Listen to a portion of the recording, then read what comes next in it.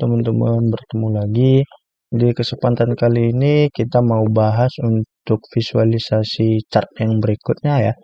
Nah, kali ini kita masuk ke line chart, area chart, dan stacked area chart. Oke, kita klik dulu yang line chart. Nah, di sini biasanya untuk line chart aku pakai untuk pengkategorian yang jenisnya cukup banyak ya. Kalau tadi kan payment cuma 3 gitu. Nah, biasanya di line chart ini kalau dia tidak diisi bulan atau tahun yang jumlahnya lebih dari 5, nah itu biasanya lebih bagus dipakai menggunakan line chart ya. Nah, tapi kalau di bawah itu aku nggak saranin karena nanti lebih kepada kemudahan dalam melihat data. Nah, kali ini kita pakai produk lain karena kategorinya cukup banyak. Terus masih kita pakai quantity ya kali ini di bagian values. Nah, ini ya teman-teman. Nah, dia hanya berdasarkan quantity dan jenis dari produk lain tadi dia dibagi. Nah, kenapa aku bilang untuk jenis ataupun pengelompokan yang banyak karena memang line chart ini gunain untuk melihat proses biasanya ya, apakah ada growth ataupun ada minus dari proses yang udah dijalankan. Nah, teman-teman ini dari yang terbesar ke yang terkecil ya udah otomatis diurutin gitu. Nah, teman-teman bisa sort juga di bagian sini. Sort axis berdasarkan apa? Product line, quantity gitu ya. Nah, kita ganti jadi product line. Nah, langsung gambarnya berubah ya, teman-teman, dari produk line. Dari S sampai E. Bebas, teman-teman mau pilih yang mana, mau yang berdasarkan quantity. Nah, biasanya kalau teman-teman mau buat report terkait progress ataupun hasil, nah biasanya berdasarkan quantity ya. Jadi berdasarkan dari hasil yang paling besar, terus diurutin ke hasil yang paling kecil. Seperti itu. Bisa diisi legend, kita coba isi legendnya branch. Nah, ini jadi dia dibagi lagi menjadi 3. Di branch mana yang nanti dia bisa kita kategorikan punya kelemahan dan kelebihan di setiap branch ya teman-teman. Contohnya di home and lifestyle. Nah, untuk di branch C, nah dia kurang nih paling rendah. Tapi dia punya keunggulan di mana? Di branch yang A. Nah, jadi apa sih yang harus kita perbaiki di branch yang C gitu? Supaya branch yang C ini mengimbangi branch B dan branch A. Jadi hasil dari analisa kita nanti bisa kita tampilkan dalam bentuk grafik seperti ini ya teman-teman. Jadi banyak yang bisa diambil. Oke, kita lanjut ke grafik selanjutnya. Kita copy paste dulu. Kita geser ke bawah. Oke, kita ganti jadi area chart. Nah, di area chartnya ada sedikit perubahan ya, yang tadinya nggak jelas perbatasan warnanya di mana. Nah, kali ini dia memberikan sedikit penegasan ya bahwa area ini sampai batasannya segini gitu. Jadi nanti teman-teman bisa lihat, wah ini irisannya di mana ya, terus masalahnya di mana, nanti bisa diperbaiki pakai metode apa.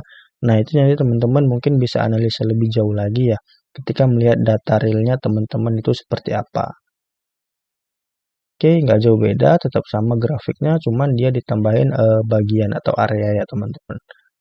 Oke, yang terakhir untuk line chart kita masuk ke stack area chart. Nah, kalau ini dibagi. Nah, ini teman-teman dibagi berdasarkan kondisi ataupun tingkat banyaknya quantity. Jadi yang di bawah itu nanti branch B, branch A ya, berarti yang memiliki peringkat paling bawah. Nah, jadi dia diurutin lalu masuk branch B dan branch A gitu ya teman-teman.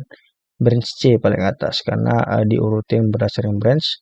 Nah, nanti ini adalah kualitatif, hitungan jumlah total dari semuanya. Jadi bukan hitungan total dari per branch seperti ini. Nah, kalau ini kita lihat kan perhitungannya berdasarkan branch ya. Nah, per branch itu berapa sih kuantitinya gitu. Nah, tapi beda dengan yang ini stacked. Nah, dia dijumlahkan berdasarkan perhitungan jumlah keseluruhan gitu ya, teman-teman.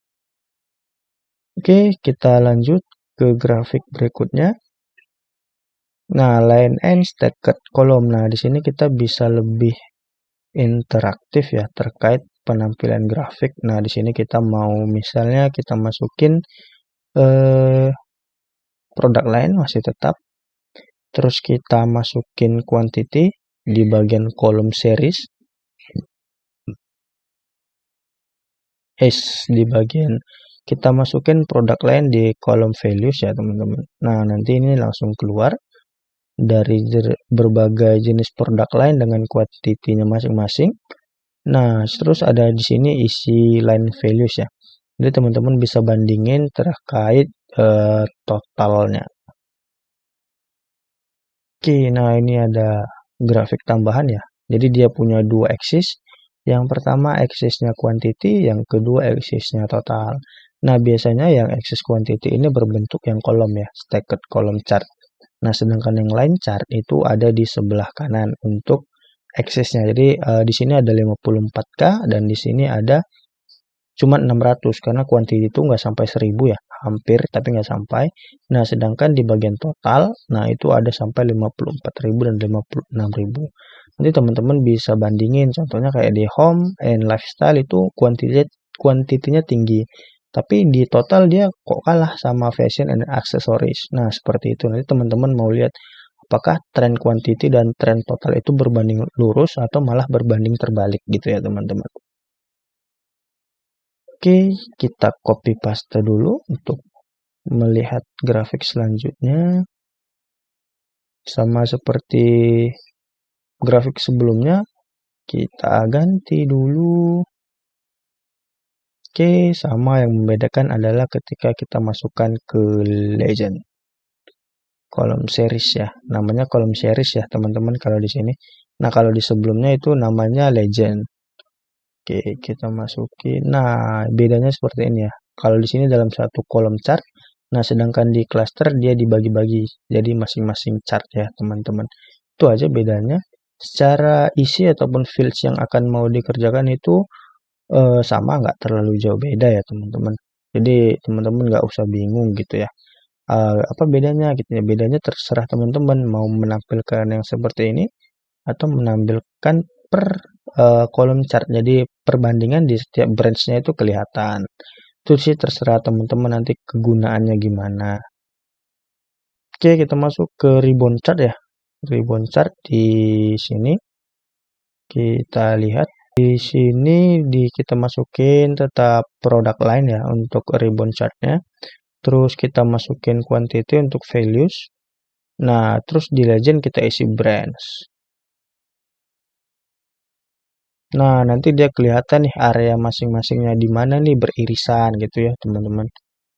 Nah, kita jadi bisa lihat area-area mana yang di saat-saat tertentu dia mengalami penurunan dan berada di areanya masing-masing.